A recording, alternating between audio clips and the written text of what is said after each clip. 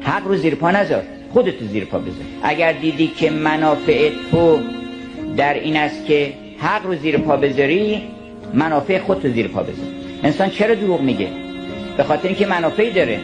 منافعت گذاشتی زیر پا، دروغ نمیگه آدم دیگه، ریاکاری دیگه نمیکنه، حسادت نمیکنه. تمام صفات بد مال این اسم منحوس ماست که منم.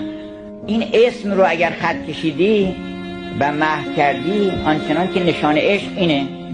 اگر منو دوست داری خودتو به اسم من بکن، قلب تو دلت رو به اسم من بکن. نماز اگر میخونی همیشه نماز بخون، فقط صبح و ظهر عصر نباشه. اون نماز واجب یادآوری و ذکری است که انسان در طول روز و در طول زندگی بتونه اون نماز اصلی رو به جا بیاره. نماز اصلی کدومه؟ نماز اصلی اون لحظه است که انسان سرش رو در برابر حق میذاره زمین وسط بازار، میگه که نه، حق با ایشونه، من اشتباه کردم.